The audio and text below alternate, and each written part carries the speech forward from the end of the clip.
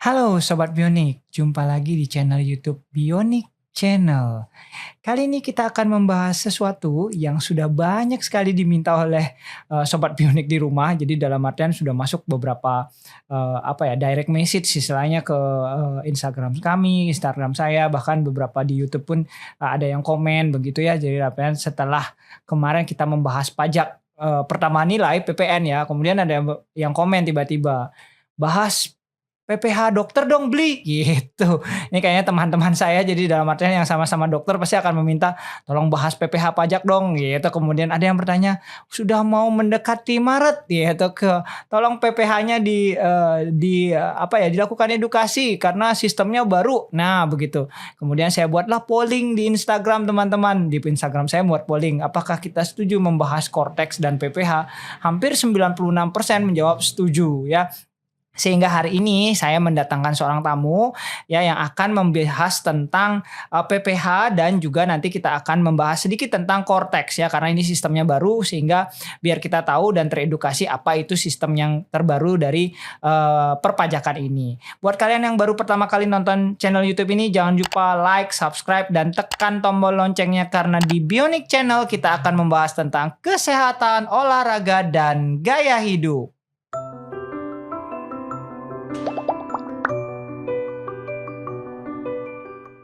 Baik, di studio telah hadir ya seorang wanita cantik nih teman-teman. Kalau kemarin yang pajak biasanya bapaknya sangar gitu kelihatannya ya, maaf Pak Bagus ya gitu. Ini ada orang wanita cantik namanya Ibu Sulis. Selamat sore Ibu Sulis. Sore dong, Sore makasih. ya. Jadi Ibu Sulis ini saya undang untuk membicarakan tentang PPh karena kalian meminta saya berikan ya. Itu prinsip dari Bionic Podcast adalah kalian meminta kami berikan ya. Kami pasti mendatangkan pakar yang memang ahli di bidangnya untuk membahas sesuatu pastinya. Selamat sore Ibu Sulis kembali. Mungkin bisa diperkenalkan dulu kepada sobat Bionik di rumah siapa Ibu Sulis dan apa kegiatan sehari-harinya mungkin dipersilahkan. Oke, terima kasih Dok. Selamat sore. Nama saya Anggarayani Sulistiawati, biasanya dipanggil Sulis ya. Saya adalah seorang tax consultant. Saya bagian dari Adiasta yang sebelumnya kan ada Pak Bagus ya di sini menjelaskan pajak sebelumnya. Saya bertugas di Seminyak, di kantor Adiasta Seminyak itu ada di Jalan Kunti nomor 117 gitu. Keseharian saya ya di kantor untuk memberikan layanan untuk pajak dan accounting untuk klien-klien seperti itu. Iya, Ya, jadi benar-benar memang mengurusi klien untuk pajak ya, betul termasuk betul. Cowahyu ternyata ya. Ya, jadi Iya. teman-teman perlu ketahui bahwa Bu Sulis ini yang menyelesaikan biasanya pajak saya. Jadi saya bersama istri gitu biasanya diselesaikan Bu Sulis. Jadi dengan timnya pasti sudah akan menyelesaikan tentang pajak. Nah, ini karena pertanyaan banyak bagaimana PPh, saya undang nih yang biasa menyelesaikan PPh saya gitu ya. Nah, Bu Sulis, ini pertanyaan yang sebenarnya mungkin dulu dijelaskan apa itu PPh. Nah, apa itu pajak penghasilan? Mungkin itu dijelaskan dulu pada masyarakat ataupun sobat Bionik di rumah. Oke, jadi PPh itu ya kan biasanya nyebut PPh, apa sih Ya, itu? Nah, kepanjangannya itu adalah pajak penghasilan. Lalu apa sih sebenarnya pajak penghasilan gitu? Itu ada undang-undangnya tersendiri, Undang-Undang PPh, bisa juga dilihat di Undang-Undang Nomor 36 Tahun 2008, di sana ada banyak jenis. Yang jelas PPh itu adalah pajak penghasilan, yaitu pajak yang dikenakan atas penghasilan yang diterima oleh orang pribadi ataupun pajak badan, baik penghasilan yang ada di Indonesia maupun di luar. Itu sebenarnya semua penghasilan yang diterima atau yang menambah kemampuan ekonomis dari wajib pajak tersebut harus dilaporkan pajak ya, disetorkan dan dilaporkan untuk perpajakan. Itu sebenarnya singkatnya dari PPh tersebut. berarti semua penghasilan itu dilaporkan, itu disebut sebagai PPh, pajak Betul, penghasilan. semua penghasilan karena dapat Oke. menambah kemampuan ekonomis Oh, dari karena wajib yang pajak penting dia tersebut. bisa menambah kemampuan ekonomis. Oke. Betul. Nah, tadi disebutkan nih ada jenis-jenisnya. Nah, apa aja jenis-jenis PPh, Bu Sulis? Oke, dari jenis-jenis PPh sebetulnya kan pajak penghasilan itu kalau kita lihat di undang-undang ada pajak penghasilan, kemudian ada pajak penghasilan yang sifatnya final. Final itu seperti sewa tanah, seperti itu. Kemudian ada yang bukan objek pajak pun ada sebetulnya. Sebenarnya di awal kan saya bilang semua penghasilan itu kena pajak. Namun saya ralat ada yang dikecualikan. Ada yang Misalnya disesuaikan. hibah atau warisan. Namun ada syarat-syarat tertentu juga, misalnya kalau hibah itu ya dari satu garis keturunan lurus, orang tua ke anak, anak ke orang tua itu dibebaskan Hmm. dari pajak seperti itu. Nanti Hmm. di SPT sendiri pun ada kolomnya, ada yang memang pajak penghasilan yang sifatnya final, kemudian ada yang bukan objek pajak. Seperti Oke. itu, tetap kita laporkan. Jadi sebenarnya banyak jenisnya Banyak ya, jenisnya. banyak jenisnya. Dan Iya, salah satunya tadi ada yang badan, ada yang perseorangan, mungkin itu ya? betul. Nah, PPh sendiri itu yang biasa kita sebut kayak ada PPh 21 tuh sering banget ya disebutkan Hmm. karena itu lebih ke penghasilan untuk gaji. Oke. Nah, misalnya dok terima gaji Uang atau apa gaji. pasti kena PPh 21. Ada kemudian PPh 23, Hmm. 4 ayat 2 itu Oh, ada jadi ada PPh berapa 26 banyak? banyak sekali. Nah, Sangat banyak jenisnya. betul. Nah, cara untuk menentukan Hmm. ini misalnya saya punya perusahaan di Diasta kan. Ya. Ini kita kena pajak apa sih ya? Kan tim-tim di sana pasti setiap bulan itu akan menerima data dari klien, kemudian menganalisa ini kena pajak apa ya kira-kira ya, seperti itu. Untuk membedakan jenis pajak itu kita harus tahu yang pertama subjek pajaknya. Subjek pajaknya. Kemudian objek pajaknya. Itu.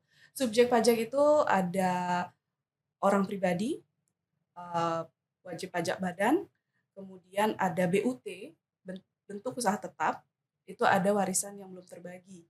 Nah, itu bagian dari beberapa dari subjek pajak. Iya, nah dari subjek pajak itu kita tahu oh ini yang memberikan jasa itu adalah orang pribadi, terus atau wajib pajak badan. Nah, dari sana kita bisa tahu nih jenis pajaknya apa. Jenis pajaknya Betul. apa?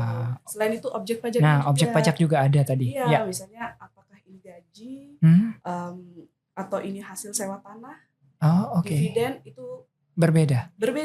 Akan berbeda. Seperti itu. Jadi ada beberapa jenis yang dan tentukan dulu apakah subjeknya, apakah objeknya. Betul. Begitu ya. Jadi Iya. begitu. Nah, berapa sih besaran penghasilan yang kena pajak? Nah, ini sering pertanyaan nih, banyak yang akan bertanya. Saya penghasilan Rp5.000 misalnya per hari gitu ya. Siapa tahu ada yang begitu. Itu bagaimana, Bu Sulis? Oke, kalau kita ngomong penghasilan, kita contoh lah ya di PPh 21 gitu kan. Di sebuah perusahaan dia pasti akan membayar jasa untuk kalau PPh 21 itu sebenarnya nggak cuma satu, nggak untuk karyawan tetap aja. Ada yang namanya karyawan tetap, pegawai tetap kita sebutnya. Ada yang bukan pegawai, ada pegawai tidak tetap. Ada pegawai tidak tetap. Nah, itu tuh cara perhitungannya beda-beda. Cara perhitungannya beda. Betul. Kalau misalnya saya nih di kantor dapat gaji karena saya sebagai pegawai tetap, itu ada perhitungannya tersendiri. Dan untuk sekarang itu ada peraturan baru, kalau nggak salah PP, peraturan pemerintah nomor 58 tahun 2023, itu kita menggunakan istilah, bukan istilah, perhitungan TER, tarif efektif rata-rata. Tarif efektif rata-rata. Iya, TER betul. singkatannya. TER. Jadi setiap bulan itu sebelum menerima gaji kan menghitung gaji nih. Nah, itu berbeda dari perhitungan di sebelumnya. Di tahun 2023 itu masih beda. Nah, di sana semua penghasilan yang diterima oleh karyawan di perusahaan baik gaji, kalau misalnya restoran atau hotel itu ada servisnya, ada honorarium. Tax service ya maksudnya ya? Iya, itu pun sebenarnya bagian penghasilan yang harus kita laporkan pajak, tidak hanya dari basic salary-nya aja. Gitu. Nah, dari penghasilan itu di setiap bulan kita lihat nih berapa tarifnya itu dari tabel TER. Nah, tabel itu ada 3 kategori. Ada 3? Ya, ada kategori A, B, dan C. Apanya ini? A apa, B apa, C apa? Nah, A, B, C ini ditentukan dari status perkawinan kayak tanggungan PTKP-nya gitu. Penghasilan tidak kena pajak. Betul. Kalau misalnya TK 0 itu ada di kategori A, kita bisa lihat nih di sana rentan gaji kalau misalnya saya terima. Oh, ada rentangnya ya berarti? Ada misal 7 juta nih contoh lah. Iya. Di sana kita lihat dari 6 misal sampai 10 berapa persen. Nah, itu sebenarnya lebih simpel di bulanan. Nah, itu kalau misalnya saya pribadi nih masih tidak ada tanggungan TK 0 ya. Itu kalau per bulan batasnya di 5.400.000. Jadi kalau single tanpa tanggungan tadi ada batasnya. Kalau misalnya di bawah 5.400.000 itu nggak kena pajak. Kalau single di bawah 5.400.000 penghasilan tidak kena pajak. Iya, itu single atau enggak di kategori A. Di kategori Iya, A, entah nanti apapun itu kategori A-nya ada banyak PT, salah satunya PTKB-nya adalah di sana. single gitu ya, betul. Kemudian kalau kategori B, Kategori B itu ada di 5.400.000 masih nggak kena pajak, ada di atasnya 5.400.000. 400 Di C juga sama. Cuman di sekarang tuh tabelnya tuh banyak. Oh, sekarang ada banyak. Itu 2023 tadi ya? 2024 kemarin. 2024 sudah ya. Oke. Jadi ternyata itu Sobat Bionik ya. Jadi harus diperhatikan dulu apakah bagaimana statusnya. Kemudian tadi 5.400.000 itu ya yang kena. Kalaupun itu dengan catatan, ada beberapa catatan di kolomnya. Ada beberapa catatan, betul. Nah, per bulan itu yang difokuskan adalah income, penghasilan kita. Oke. Nah, itu per bulan artinya Januari sampai November. Januari sampai November. Nah, Desember itu beda lagi. Desember kita kembali ke perhitungan lama. Kenapa begitu? Ya, karena di Desember itu kita menghitung ulang istilahnya, disetahunkan. Jadi semua penghasilan Januari sampai Desember kita gabungkan. Ya. Kemudian di sana baru kita menghitung seperti pengurangnya biaya jabatan. Di sana lagi ada PTKP segala macam, baru nanti di penghasilan kena pajak di akhir itu kita kembali lagi ke tarif pasal 17 yang ada tarif progresifnya itu, Dok. Ada tarif progresif 5% ya. sampai 35%. 5% sampai 35%. 35%. Banyak ya? Banyak, cuman okay. itu setahun. Oh, itu setahun. Itu setahun. Saya kira cuma Desembernya aja. Oh, nah, enggak. nanti pas di Desember ketika dapat pajak kurang bayar, kita bisa kurangkan pajak-pajak yang udah kita bayar dari Januari sampai November. Oh, begitu. Baru sisanya kita bayar. Bagus. Nah, itu untuk pegawai tetap. Itu untuk pegawai tetap. Ya. Nah, bagaimana dengan pegawai yang tidak tetap? Kalau misalnya seperti dokter nih, pegawai tidak tetap misalnya. Sebenarnya pegawai bukan pegawai tidak tetap, bukan pegawai jadi jatuhnya. Bukan pegawai. Ya, bukan pegawai itu adalah untuk tenaga ahli seperti dokter, pengacara, pengacara, notaris, ini beda. Aktuaris ini ya profesinya beda, tapi masuk bagian dari bukan pegawai atau tenaga ahli ya. Bukan pegawai atau disebut sebagai tenaga ahli. Iya, jadi kalau punya 3 profesi ataupun profesi dalam artian ahli itu disebut sebagai tenaga ahli. Betul. Jadi bukan pegawai dan tarifnya nggak menggunakan TER untuk tiap bulan. Berarti dia beda penggunaannya. Jadi tentukan dulu nih juga nih, ternyata jenis pekerjaan masuk, teman-teman. Masuk, jenis pekerjaan itu masuk. Khusus PPh 21 loh ini kan. Khusus PPh 21. Iya, misalnya dokter tugas di A, di klinik A, klinik B gitu, bukan pegawai lah di sana. Jadi di per bulan itu nggak ada minimal pendapatan. Jadi tidak ada minimal. Jadi berapapun itu kita tetap hitung. Nah, baik. Sekalipun yang berapa 1 juta misalnya, itu tetap kita tetap dihitung. Tapi nggak pakai TER. Itu ada DPP-nya, dasar pengenaan pajaknya kita ambil 50% dulu dari penghasilan bruto. Dari penghasilan kotor, bruto itu kotor kayak kalau yang dibayar misalnya sekali di bulan Januari berapa nih, 10 juta gitu. Misalnya gitu. Tidak langsung kita hitung dari 10 juta tersebut, tapi ada DPP, dasar pengenaan pajaknya itu 50%. DPP itu dasar pengenaan pajak. Betul, 50%. Setelah itu baru kita pakai tarif progresif yang dari 5% sampai 35% itu. Itu untuk tenaga ahli. Jadi tenaga ahli, jadi agak beda. Oke. Baik. Jadi itu ya teman-teman. Jadi perlu diperhatikan apa jenis pekerjaan juga berpengaruh sekali. Oke. Ya.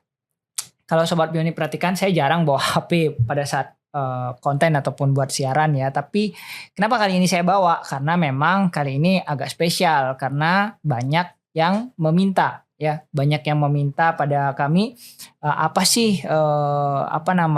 bahas ini dong, bahas itu dong. Nah, ini salah satunya. Ini dari, usulnya saya bacakan. Ini dari dokter, saya sebut aja dokter W ya, gitu ya, dokter W di rumah. Halo, gitu ya. Jadi begini, yang pertama adalah bagaimana cara perhitungan bila dia seorang dokter, dia bekerja di 3 tempat. Di tempat pertama dia tidak mendapatkan jaspel. Ya, dia hanya mendapatkan gaji ya, ngajarkan karena dia biasanya dokter sering begini. Jadi ini sepertinya saya paham maksudnya. Yang satu ini adalah dia di negeri. Nah, 2 di swasta, yang paling sering seperti itu Bu Sulistya. Nah, sama lah seperti saya gitu ya, 1 di negeri, 2 di swasta. Tapi yang di negeri ini dia sistemnya tidak berdasarkan sistem jasa pelayanan. Jadi biasanya berapa dapat, berapa jumlah pasien dibagi, ini pasti sistemnya adalah sistem remunerasi. Jadi seperti ada kue besar dibagi-bagi gitu. Tapi pada prinsipnya sih sama saja, cuman dia dalam artian jumlahnya akan berbeda. Nah, di satu tempat dia mendapatkan gajinya tetap. Jadi ada gaji tetap, kemudian ditambah remunerasi ya besarannya. Misalnya ini tidak disebutkan ya, misalnya gajinya adalah ya saya anggap 3 juta ya, kemudian remunerasinya mungkin setiap bulannya misalnya mendapatkan 6, jadi kan 10, 3, 9, ya kita bulatkan lah gajinya 4, ya 10 juta anggap dari satu tempat per bulannya. Kemudian di swasta tidak tetap, maksudnya tidak tetap penghasilannya, kadang ya kalau rame pasiennya banyak dapatnya, kalau sedikit pasiennya sedikit dapatnya. Jadi satu tempat dia tetap, di 2 tempat lainnya dia tidak tetap. Itu bagaimana cara, dan dia single misalnya. Nah, bagaimana cara perhitungannya? Oke, terima kasih untuk kalau dokter lebih dari 1 pemberi kerja ya. Yang pertama pada saat bekerja di ketiga tempat tersebut, tentunya setiap penerimaan penghasilan pasti sudah tentu dilakukan perhitungan oleh accounting Ada bukti internalnya. potong pajak Ada biasanya bukti kan? potongnya Betul. yang biasanya kita minta mungkin per bulan atau sekalian di akhir tahun Iya. ya. Nah, walaupun misal setiap bulan itu sudah dilakukan pemotongan serta penyetoran pajak oleh perusahaan tersebut, tidak menghilangkan kewajiban dari dokter tersebut untuk melaporkan di SPT tahunan pribadi. Betul. Nah, gimana caranya kalau misalnya hanya 1 kan gampang ya. Misal saya Betul, 1 satu tempat gampang kerja lebih gitu mudah kan. gitu. Tinggal pakai bukti potong 1 itu udah Sudah selesai. selesai. Tapi kalau misal lebih dari 1 bukti potong, lebih dari 1 pemberi kerja, itu kita harus kumpulkan dulu Oke. penghasilannya Di masing-masing bukti potong. masing-masing bukti Kita potong. lakukan perhitungan ulang. Nah, perhitungan ulang itu sama seperti yang saya jelaskan tadi sebelumnya, yang dalam 1 tahun itu kita kumpulkan dulu semua dari bukti potong tersebut. Dari Januari sampai November, kemudian tambah Iya, Desember. betul, dan dari semua bukti potong yang kita terima. Iya, dari 3 tempat itu. Betul, begitu dapat Fix. totalnya baru kita hitung seperti penggunaan PTKP kan single nih ya. Betul, karena Kalau single. single itu masih 54 juta masih. Per tahunnya 54 juta. Jadi kalau lebih dari itu dia kurang bayar namanya ya. Betul ya? 54 juta itu adalah penghasilan yang tidak dikenakan pajak. Ya. Jadi misal contoh lah 100 juta lah setelah ditotal itu 100 juta dari semuanya, baru dikurangi PTKP 54 juta. Nah, dapatlah selisihnya sekitar 46 ya. 46 juta. Anggaplah Nah, penghasilan itu akhirnya 46 juta nih. lebihnya dia 46 juta nih misalnya. Betul. Nah, 46 juta inilah yang kita kenakan di pasal 17 yang progresif itu, di mana dari rentan sampai 60 juta itu kena di 5%. 5%. Nah, ya, jadi ini karena saya sering mendengar jadinya saya hafal kadang-kadang 5%. Betul. Oke. Jadi 46 juta ini kali 5%, dapatlah pajak. Berapa kurang bayarnya? Nah, dari kurang bayar ini nggak langsung kita bayar. Kita lihat nih di bukti potong yang sudah dipotong berapa sih? Totalkan semua bukti potong, atau di bukti potong kan tertera nih pajak kita per bulan Ya, berapa. betul. Nah, anggap dari 46 juta setelah kali 5%, misalnya 5 juta nih pajak yang harus bayar. Ternyata setelah lihat bukti potong sebelumnya, total yang udah dipotong setiap bulan sampai November itu 4 juta. Ya. Jadi 1 jutanya itu kan kita kurang bayar. Kurang bayar 1 Itu juta. yang kita setor di akhir tahun. Jadi, sebenarnya harus dihitung ulang. harus dihitung ulang dan cara hitungnya beda tuh. Itu dokter W ya, yang di rumah siapapun itu. Jadi kalau dia single. Nah, ini ada pertanyaan lagi. Nah, jadi dia sudah menikah. Sama-sama dokter nih, kasus kayaknya saya tahu nih, mirip kayaknya. Kalau sudah sama-sama dokter, otomatis dia akan kerja sama-sama di 3 tempat. Iya. Nah, si istri 3 tempat, si suami 3 tempat. Ini bagaimana? Oke, kalau misalnya sudah suami istri, sebenarnya kan ada fasilitas yang namanya NPWP digabung ya sama suami. Nah, itu pilihan pertama. Nah, nanti ketika kita melaporkan pajak itu, di form itu akan ada pilihan, Dok. Ada KK, itu kepala keluarga. Artinya NPWP-nya itu ada di suami. Sebenarnya istri masih punya NPWP, hanya sama, nomornya sama. Suami. Ada nanti kita pilih nanti pilihan hidup berpisah. Hidup berpisah itu ketika suami istri itu memutuskan untuk berpisah atas sudah disah ya secara hukum. Cerai nih ceritanya. Ya, cerai. Jadi masing-masing punya kewajiban sendiri. Nanti ada juga pilihan PH pisah harta itu biasanya ada perjanjian pranikahnya. Ini kayak kasus 300 T kayaknya pisah. Jadi Nanti sebelum itu nikah, dibahas ya. ya. Jadi sebelum nikah itu ada perjanjian pisah harta, otomatis secara perpajaan ya sendiri-sendiri. NPWP-nya terpisah. NPWP Ada terpisah. juga MT. MT itu memilih terpisah. Artinya ini sebenarnya hampir mirip dengan PH. Punya punya kewajiban sendiri-sendiri, namun tidak diperlukan surat pranikah tersebut. Surat pernikahan nggak perlu. Iya. Nah, jadi kalau yang misalnya udah punya suami nih gitu kan, mau gabung NPWP. Nah, kalau gabung NPWP itu di setiap bulan pas penerimaan penghasilan dari masing-masing perusahaan ya perlakuannya tetap akan dipotong seperti itu tetap. Hanya saja NPWP-nya kan sama nih suami istri. Ya. Nah, bedanya nanti di perhitungan di akhir tahun. Oh. Nah, bedanya itu adalah contoh nih, misal saya punya suami. Nah, saya memutuskan nanti untuk menggabung NPWP. Dan saya kan kebetulan kerjanya di satu tempat. Ya. Nah, simpelnya itu ketika saya nanti melaporkan SPT tahunan, yang melaporkan hanya di pihak suami. Yang melaporkan hanya satu, suami. Suami, saya hanya memberikan bukti potong, dicatat di laporan tersebut sebagai penghasilan, dan udah saya nggak perlu lagi lapor, tinggal suami yang melapor. Iya, cuman syaratnya harus dari satu pemberi kerja. Oke, kalau si istri satu pemberi kerja. Betul, jadi sifatnya final. Nah ini istrinya 3. Istrinya 3. Salah lagi saya. Ya, istrinya kerja di 3 tempat. Karena sama-sama dokter nih. Saya sih mengambil contoh. Mungkin satu, tapi saya nggak tahu. Karena dia bilang istrinya dokter. Saya berpikir, nih kalau istri dokter mungkin 3 tempat. Maksimal lah anggap ya, kita anggap gitu. Tapi kalau misalnya istrinya dokter satu tempat kayak tadi. Tapi kalau istrinya dokter dengan 3 tempat, nah itu berarti bagaimana? Oke, jadi kalau misalnya NPWP-nya tetap gabung, tapi ternyata istrinya lebih dari satu pemberi kerja nih. Nah, kalau lebih dari satu pemberi kerja, dia udah kategorinya tidak final. Artinya harus dihitung kembali. Dihitung ulang lagi. Dihitung ulang di akhir tahun itu gabung antara suami dan istri. Kemudian penghasilannya digabung, nah PTKP-nya lah yang berbeda. Penghasilan tidak kena pajaknya yang berbeda. Nah, kalau misalnya contoh lah ini suami istri namun belum ada tanggungan maksudnya belum ada anak. Belum punya anak. Kan, kalau belum ada tanggungan kan 54 juta. Nah, karena suami kan sekarang udah punya istri nih, berarti 54 juta ditambah PTKP kawin lagi 4,5, terus ditambah PTKP istri 54 juta karena istri tetap dianggap tidak kawin. Ikut suami. Lebih besar nanti pengurang PTKP itu. Pengurangannya bisa. Ya, cuman gabung antara suami istri itu. Penghasilannya dikurangi. Kalau misalnya PTKP kawin itu kan 54 plus 4,5. Nah, ini tambah lagi 54 punya istri. Tambah lagi 54 juta tadi si istri. Ya, itu jadinya kan totalnya lebih besar. 54 tambah 54.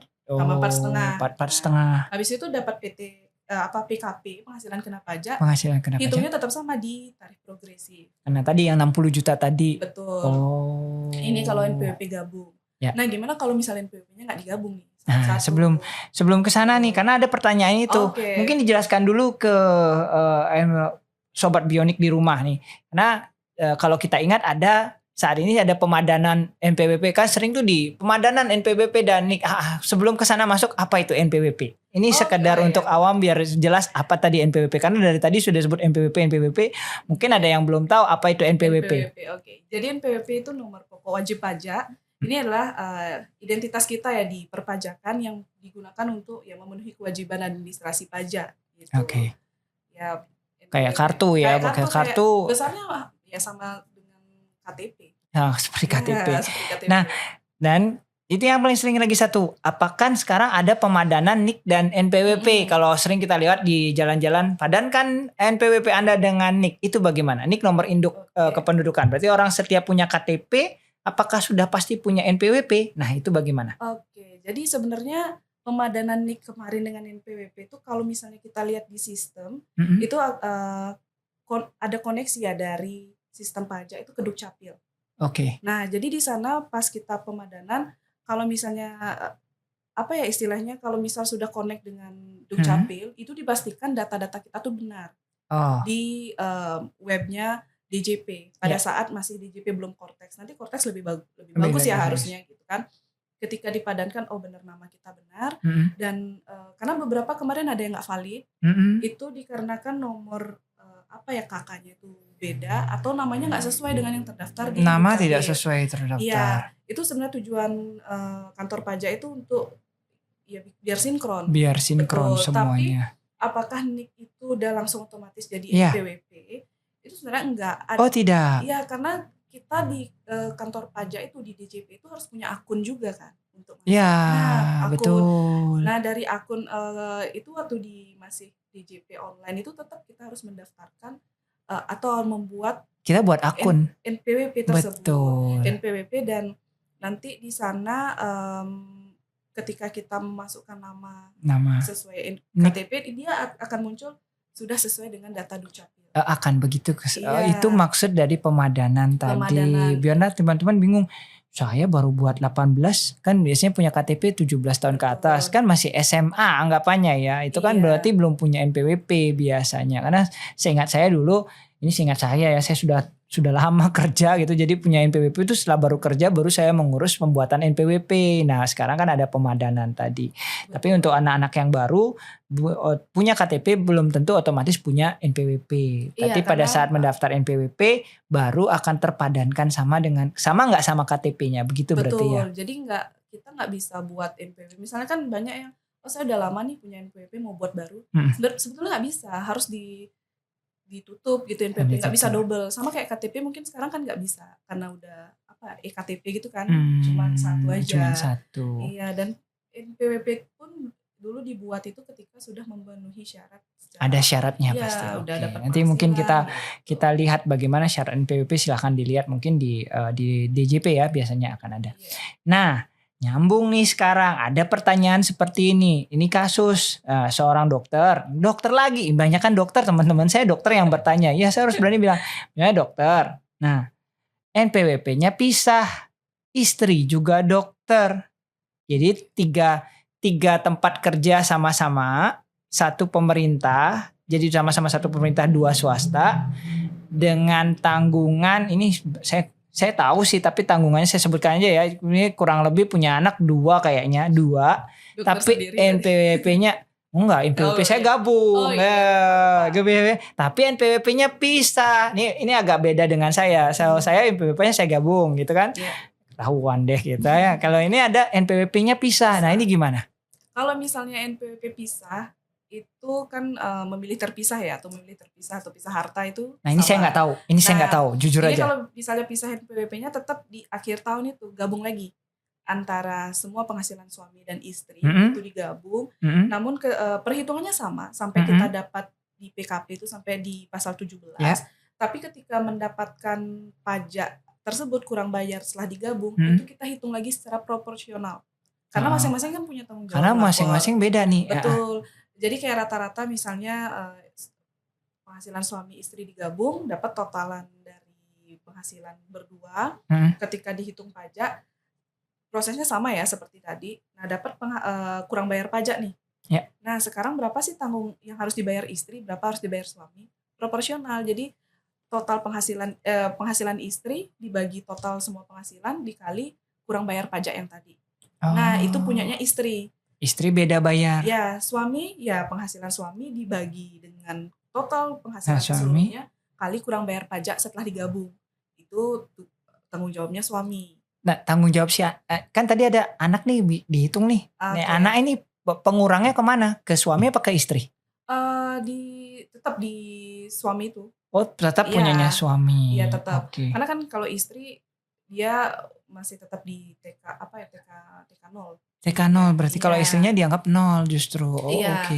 Nah, sistem patriarki ya berarti kalau di sini anggapannya begitu. Punya kewajiban masing-masing, mungkin lebih besar istri atau lebih besar suami tergantung penghasilan keduanya. Nah, sebelum bayar ya tetap kita harus lihat berapa yang sudah dipotong. Berapa yang sudah dipotong tadi ya. Seperti tadi balik. Jadi, nah, ini pertanyaan saya gabung. Si teman saya ini pisah. Mana sebenarnya yang lebih untung? Kalau lebih, maaf ya pegawai pajak ini untung-untungan aja enggak. Jadi dalam artian mana yang lebih baik sebenarnya? Lebih baik sebenarnya digabung sih, karena memang ujung-ujungnya kalau misalnya lebih dari satu pemberi kerja itu kan sama-sama harus dihitung ulang nih. Ada kemungkinan lebih bayar, kurang bayar itu ada. Tapi secara proses laporan itu lebih simpel, ya, lebih mudah kalau digabung sebenarnya. Iya, kan tinggal di suami aja. Tangan dari suami. Iya. Nah ini ada pertanyaan lagi, ini unik, tapi saya nggak tahu ini benar-benar dikirim ke direct message, tapi namanya sepertinya sih akun baru buat ini gitu. Tapi saya mungkin dalam artian begini. Nah ternyata dia punya perjanjian Perjanjian sebelum nikah. pranikah Mungkin itu. entah sebelum nikah atau sudah ya. Yang jelas anak yang pertama ditanggung si istri, anak yang kedua ditanggung suami. Itu bagaimana? Apakah berpengaruh nggak? Kalau misalnya Ini saya nggak tahu. Saya juga bingung ternyata ini maksudnya. Oh ternyata jadi ditanggung benar-benar dari misalnya sekolah. Saya tanyakan ini ditanggung dalam arti apa nih? Benar-benar sekolah kah apa? Ini mereka saya nggak tahu hidup terpisah ya. Saya nggak tahu ini hidup terpisah atau enggak. Tapi yang jelas satu anak ditanggung oleh suami, satu anak ditanggung oleh istri. Nah itu bagaimana? Kalau misal kita ngomong PH pisah harta itu sebenarnya kan hanya di awal sebelum pernikahan hanya memisahkan harta mereka dan tanggung jawab masing-masing. Tapi kalau masih dalam status suami istri itu seharusnya saya kurang tahu juga. Nih, saya nggak tahu ini. Nah, saya nggak tahu ini. Benar-benar ini pertanyaan. Nanti mungkin saya tanya balik. Ini masih nikah atau sudah? Iya, apa PH apa HB sebetulnya gitu kan. Kalau PH itu kan hanya perjanjian pranikah untuk asetnya. Tapi selama masih bersatu menikah gitu kan tetap di PTKP itu suami yang kan menanggung. Iya, kecuali sebenarnya bisa nggak sih sebenarnya suami istri itu setelah menikah jadi misalnya jadi kepala keluarganya nih, misalnya dia yang menanggung. Misalnya harusnya kan TK0 nih, tiba-tiba dia harus K2 atau K apa bisa sebetulnya dengan syarat suaminya tidak berpenghasilan dan mencari surat minimal di kecamatan untuk menerangkan suami tidak berpenghasilan. Kalau jadi kalau suami tidak bekerja itu beda lagi perhitungannya. Tanggungan ada di istri bisa seperti itu ya. Tapi harus ada syarat administrasi. Tapi ada syarat administrasi. Ya, nah tapi kalau masih menikah itu saya mungkin dicek lagi ya nanti. Tapi memang kalau masih menikah tuh tetap di suami ada tanggungannya. Kalau cerai, nih saya berandai-andai, saya nggak doain yang DM ini cerai ya, maaf ya, maaf loh sekali sama saya enggak. Tapi kalau misalnya ini cerai, jadi cerai kemudian si satu anak dibawa istri, satu anak bawa suami, itu bagaimana? Kalau misalnya cerai mungkin kan ada proses di pengadilan dulu ya, sudah disahkan ketok palu si istri bawa 2 anak, si suami 1 anak itu bisa si istri untuk menanggung anaknya. Jadi mungkin karena cerai kan TK ya, tidak kawin. TK. Berarti balik kayak single berarti ya. Jadi tapi ada tanggungan. Tapi single dengan tanggungan, mirip tanggungan. Ada anak. Dan sebetulnya tanggungan itu nggak hanya anak. Ada boleh di anggota keluarga kita yang jadi. Kalau istrinya tidak kerja? Nah ini misalnya cerai, terus kemudian istri tidak kerja, berarti tetap di suami? Enggak, udah beda karena udah statusnya sudah bisa. Iya udah bisa, dia tidak bekerja, tapi nggak bisa lagi menjadi tanggungan si suami. Oh begitu. Dan tanggungan itu sebenarnya tanggungan tuh nggak anak ya, cuman banyak yang mikir cuma anak aja. Sebenarnya tanggungan itu PTKP kan maksimal 3 nih. Nah saya pun sebenarnya bisa punya tanggungan. Jadi syarat yang boleh menjadi tanggungan itu adalah keluarga sedarah yang satu garis lurus. Oke, ayah ibu ataupun anak kandung. Adik kandung enggak? Oh, adik enggak? Adik enggak. Kalau misalnya udah menikah semenda itu satu garis lurus mertua. Itu boleh. Anak angkat juga boleh. Anak angkat justru bisa, tapi adik justru enggak. Iya. Oh, garis lurus ya. Itu. Jadi enggak harus ini. Dan PTKP pun sebetulnya enggak boleh berubah di pertengahan tahun. PTKP nggak boleh. Iya, penentuan PTKP itu di awal tahun pajak. Di awal tahun pajak. Biasanya bukan biasanya memang 1 Januari. Jadi 1 siapa Januari. Tahu di 30 Januari menikah nih.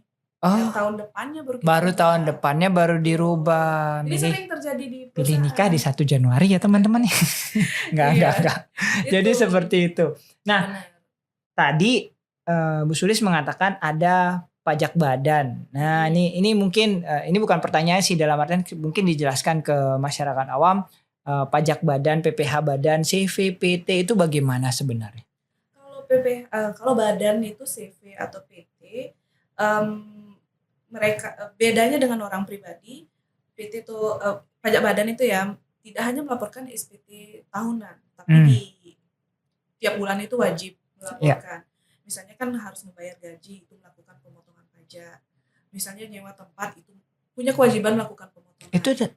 Itu sama-sama dilaporkan di bulan Maret atau beda sendiri? Kalau SPT badan itu di April. Oh, beda ya. Saya ingat ya ya.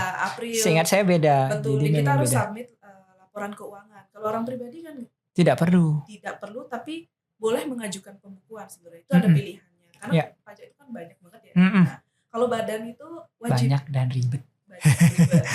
Ya, kalau badan itu wajib PT atau CV itu wajib membuat pembukuan, itu dilapor di akhir tahun dan ya pembukuan di sini kan laba rugi, neraca. Oh, ya kayak gitu. Dan setiap bulannya itu harus melakukan pemotongan pajak. Karena sebenarnya mereka itu kalau di badan, di perusahaan itu yang banyak saya hadapi permasalahan itu adalah ketika menggunakan jasa misalnya cari tukang untuk benerin AC. Ya.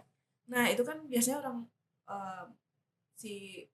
pas membayar jasa tersebut pasti nggak mau dipotong pajak kan. Oh iya. Laundry gitu pasti. Betul. Nah, itu sebenarnya tantangan untuk sebuah perusahaan karena harus melakukan pemotongan pajak.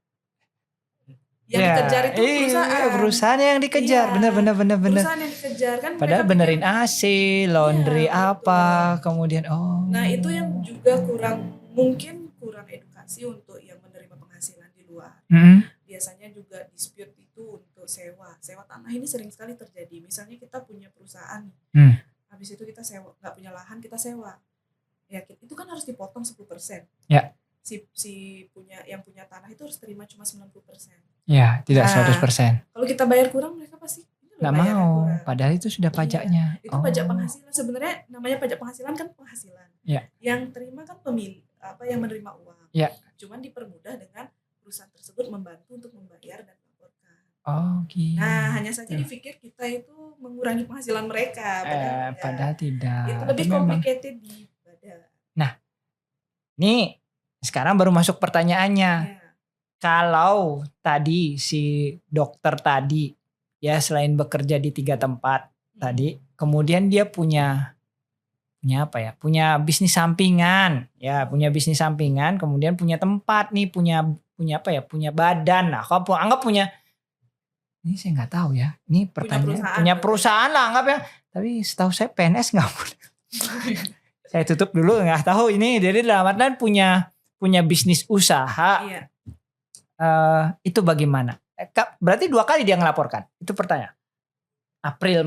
Maret melaporkan sebagai pribadi, April melaporkan pajaknya. Apakah betul, bagaimana? Karena kalau contoh lah ya, misalnya saya nih bekerja ya dokter atau misal saya kan sama-sama pegawai misalnya kan itu punya kewajiban di personal saya. Betul. Di SPT tahunan.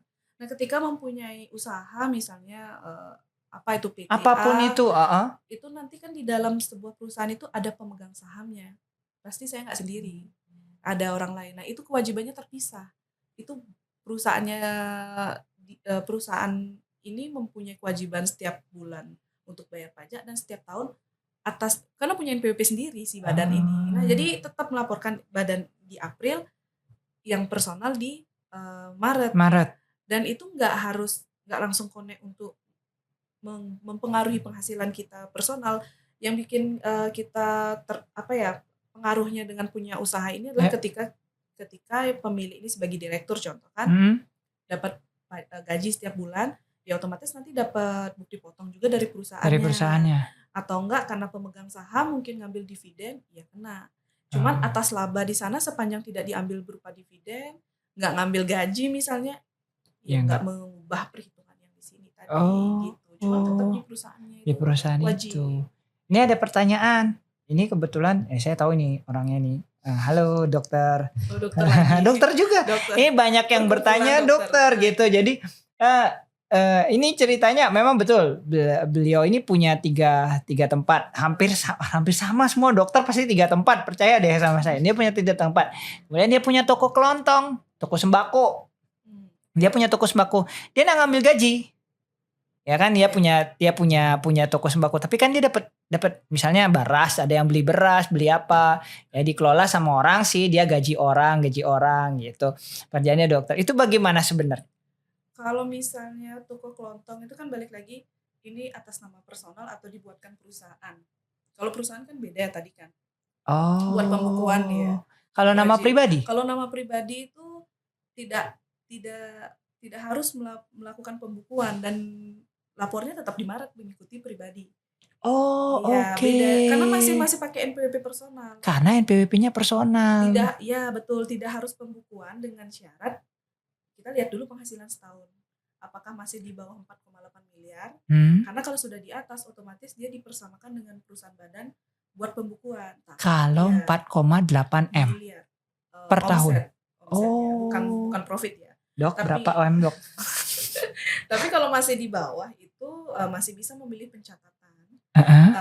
Dan kemarin kan sempat dijelaskan juga sama Pak Bagus ya yang ada 7 tahun untuk 0,5% itu. Oh iya, benar. Kalau nggak salah sekarang mungkin masih diperpanjang sih katanya sampai 2025, tapi masih saya cek dulu. Harus dicek ya. Nah, Sampai dengan video ini buat belum ada belum ada ini ya. siaran persnya cuman Iya. PMK atau apa belum saya baca. Oh, oke. Kalau misalnya punya toko kelontong yang belum 7 tahun contohnya Mm-mm. dan masih di bawah 4,8 miliar itu kan UMKM ya. Ya. Ada pajak UMKM. Nah, aja pajak Itu UMKM. kena 0,5% itu final. Jadi setiap bulan di akhir bulan lah contohnya di Januari, Januari ini kita pasti hitung nih berapa omset dalam satu bulan. Itu tarifnya 0,5% dari omset. Itu kita setor setiap bulan sampai di Desember itu final, tidak mempengaruhi penghasilan yang dokter ini.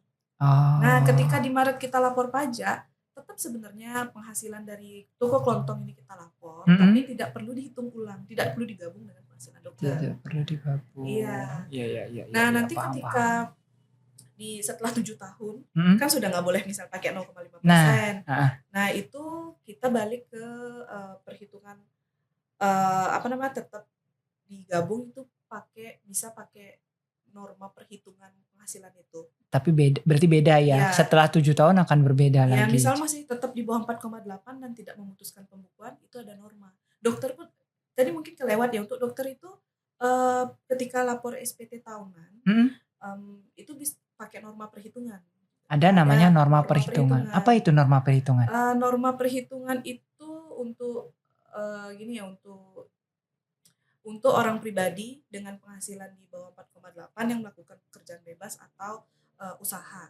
Nah, di norma perhitungan itu ada banyak. Itu kalau nggak salah di Per 15 tahun 2017 kalau nggak salah itu ada tabelnya. Dan contoh dokter, kalau saya lihat di dokter itu 50%. 50% untuk norma perhitungan itu seperti ini. Dari total penghasilan, total penghasilan itu contohlah dokter, ternyata normanya itu 50%, penghasilan dalam setahun contoh 50 juta. Nah, 50% dikali 50 juta, itulah dasar pengenaan pajaknya baru kurang PTKP. Oh, begitu. Iya, gitu. Mungkin saya tadi kelewat ya, karena kebiasaan kalau ngegabung itu tidak selalu yang dokter. Iya, tapi setelah itu perhitungannya sama. Kalau setelah itu sama. Itu dokter sendiri atau profesi lain juga? Profesi lain juga. Oh, yang tadi itu ya, pengacara. Ya. Oh. Cuman tarifnya tidak harus tidak sama. Tarifnya tidak sama. Tidak sama. Kayak kemarin ada si case usahanya itu misalnya penginapan orang pribadi, itu kalau nggak salah 20%, bukan 50%. Kalau dia punya penginapan. Iya, itu ada tabelnya banyak dan itu pun ada kategori juga, misalnya ada 10 provinsi dengan tarif. Berarti provinsi juga berbeda ya? Iya, tiap provinsi berbeda. Betul, dari 10 itu salah satunya Denpasar masuk. Oh, nanti di tabel tuh ada 3. Bukan provinsi, berarti kotanya beda ya? Ya, tapi di peraturan tuh kayak ada 10 provinsi. Oh, mungkin kota ya saya kurang ini. Anggaplah kalau di Denpasar dokter bisa 40%. Bisa jadi di selain Denpasar beda. Iya bisa.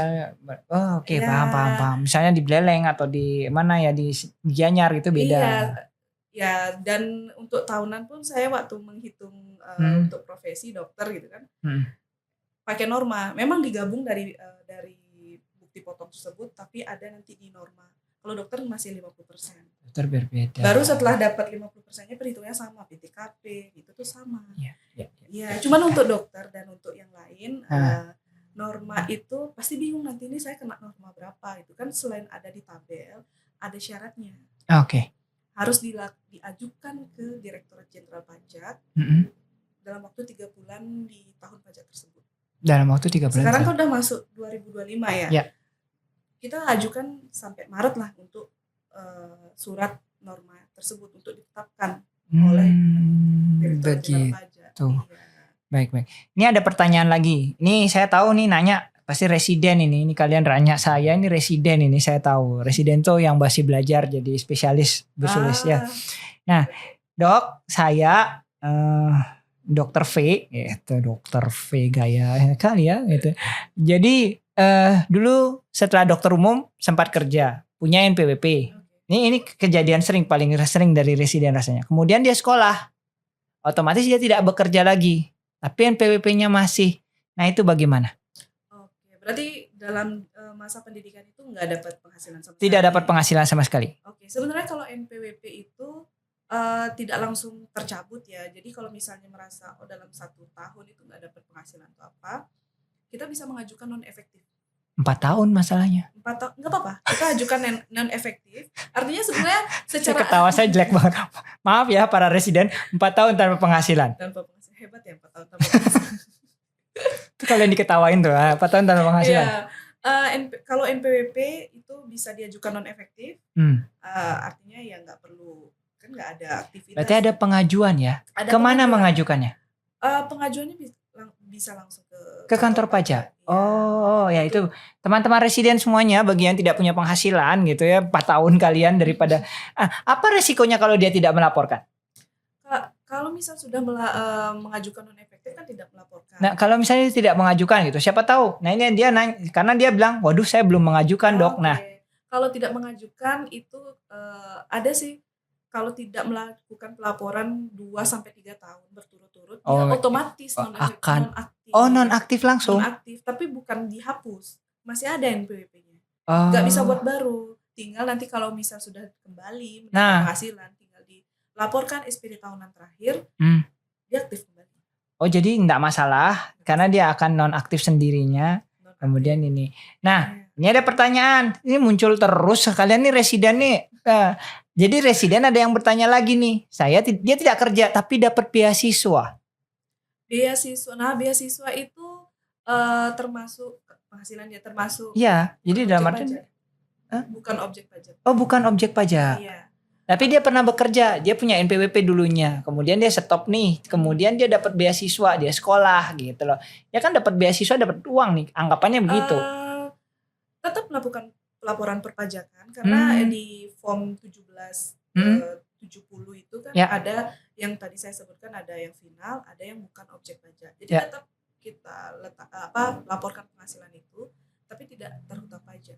Oh, tidak ada kurang, tetap lapor tapi tidak ada kurang bayar. Biasanya 0 begitu ya kayak zaman dulu. Oh ya, saya zaman saya zaman residen 0. Saya lapor selalu sih 0 tapi mana. Cuman ya syarat-syaratnya mungkin ada mungkin di peraturannya, cuman namanya peraturan pajak kan banyak. Nanti saya takutnya salah atau apa, nanti kita cek lagi. Dicek lagi tapi lebih kalau lanjut. masalah beasiswa itu emang bukan objek pajak. Bukan objek pajak. Nah itu ya teman-teman ya, ini pertanyaannya. Ini kalian ini nanya sama saya ini. Gak apa-apa, kita menjelaskan. Jadi beberapa memang ada seperti itu. Jadi teman-teman semua Sobat Bionik yang bukan dokter, mohon maaf sekali ya, kebetulan yang masuk kebetulan banyak yang dokter. Dan juga ada beberapa residen karena saya juga mengajar mereka. Dan mereka penasaran gitu loh Bu Sulis, jadi bagaimana. Nah ini balik sekarang. Tadi Bu Sulis menyebutkan sistem baru. Nah ini banyak sekali. Kemarin saya karena Pak Bagus, sebenarnya Pak Bagus yang memberitahu, ini harus buka rahasia, saya sendiri nggak pernah tahu. Pak Bagus ini teman saya memulaikan saya ada sistem baru dok, Cortex. Kemudian saya pasanglah di IG. Kalian setuju nggak? 96% menjawab setuju membahas tentang Cortex. Mungkin bisa kemarin saya sempat baca nih, wah ini ada agak ya bisa dibilang namanya Instagram ya, ada yang kontroversial, ada yang pro, ada yang kontra. Mungkin dijelaskan dulu Bu Sulis, apa itu sistem Cortex? Oke, jadi Cortex itu sebenarnya sistem administrasi online-nya dari Direktorat Jenderal Pajak ya. Cuman mungkin lebih ke modernisasi dari sistem yang udah ada sebelumnya. Kayak berubah aja sebelumnya. Maaf, sebelumnya kan kalau saya tahunya pakai DJP online. Iya, betul. Apakah ini berbeda atau sama? Kalau secara web itu berbeda ya, nggak DJP online. Webnya sudah berbeda. Tapi secara misal login itu masih sama, perlu NPWP sama password. Hanya bedanya itu nanti di tampilan dan lebih terintegrasi untuk Cortex ini. Jadi apa-apa tuh udah jadi di satu aplikasi. Lah contoh misalnya pengajuan EVIN atau apa, itu kan bisa di kantor pajak atau apa. Ini Jadi setelah satu. Cortex ini nanti jadi satu. Jadi Dan nggak perlu ke kantor pajak. mungkin nanti karena kita masih Ya, ini penyesuaian masih ya. penyesuaian ya. Kalau misalnya dilihat dari perbandingan antara sebelum dan sesudah Cortex itu lebih banyak kita main di aplikasi. Kalau ada Cortex ini, apa-apa udah ada di satu Sebenarnya lebih sistem. gampang ya karena dia Kalau online ya. iya, kalau kita lihat perbandingan, kalau saya baca di perbandingan nanti mungkin lebih dipermudah yang Cortex ini. Hanya Oh, saja karena masih penyesuaian, masih banyak pro kontra, terus masih banyak yang error. Bahkan nah, untuk pembuatan NPWP pun nanti ya, teregistrasi ya, ya. misalnya kita PTKP ada tanggungan. Ya, Konek itu ada semua tanggungannya ada. siapa Oh, gitu. jadi itu jadi sering sekali memang gorengan, gocekan itu di Instagram itu berbeda gitu ya.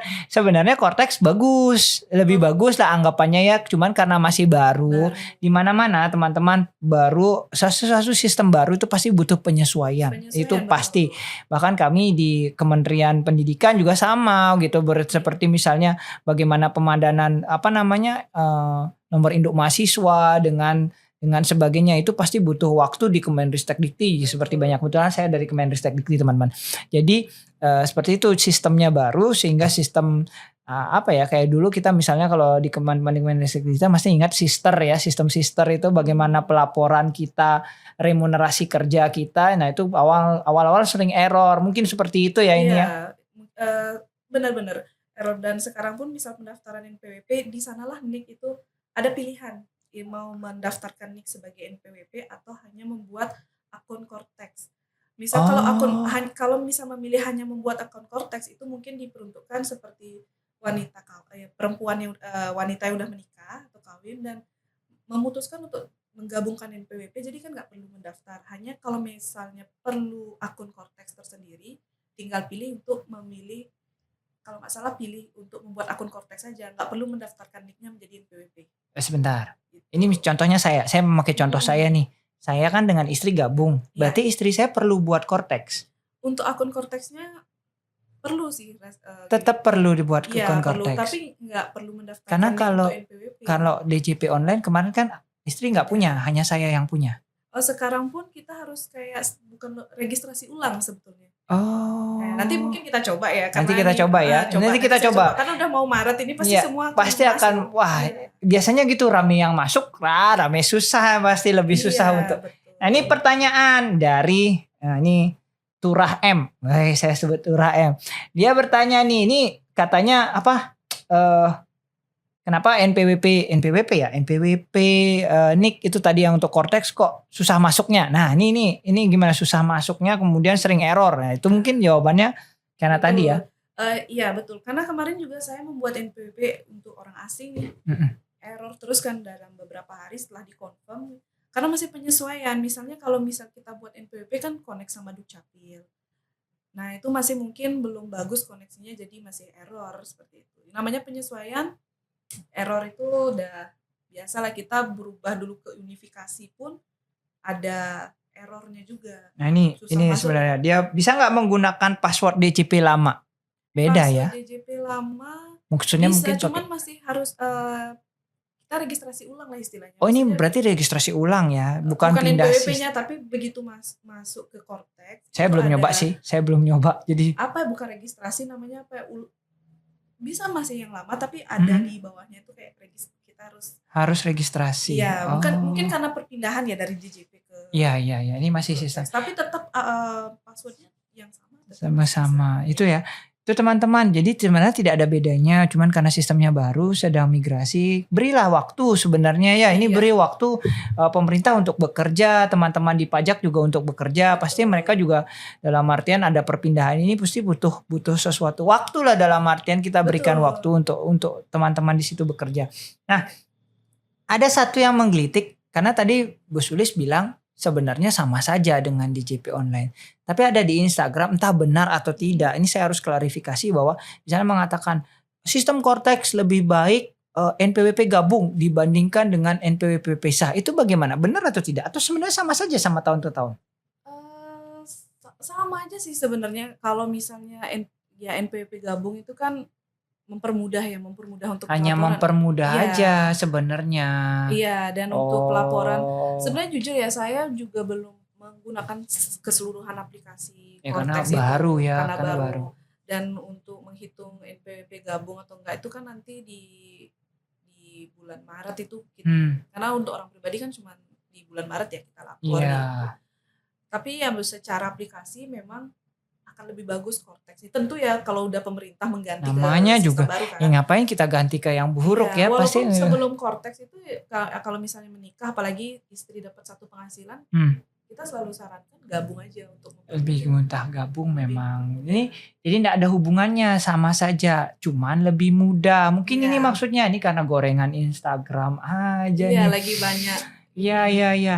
Nah, nih dari tadi teman-teman di sana durasi ya, padahal seru karena pertanyaan banyak kan saya harus berani bilang nih saya mengadakan ini karena banyak pertanyaan tentang ini dan yang bertanya rata-rata dokter.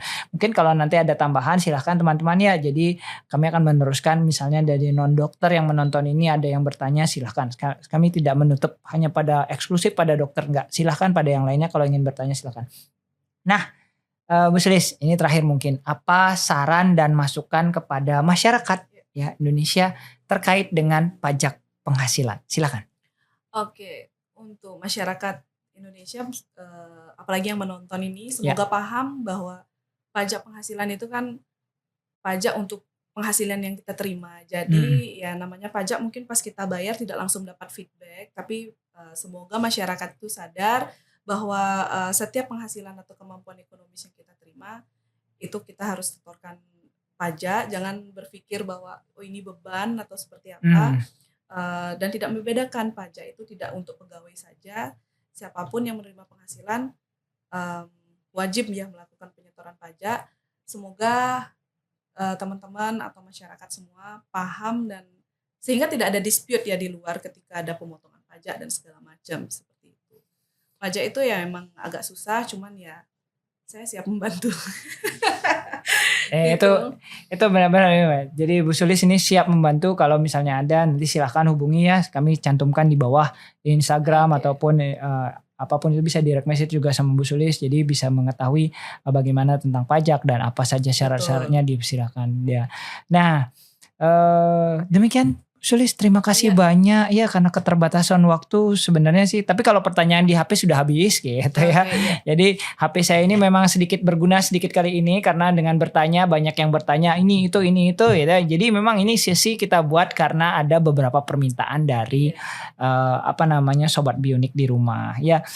Ya, jadi demikian sesi kita tentang pajak penghasilan ya. Jangan lupa like, subscribe dan tekan tombol loncengnya karena di Bionic Channel kita akan membahas tentang kesehatan, olahraga dan gaya hidup. Terima kasih.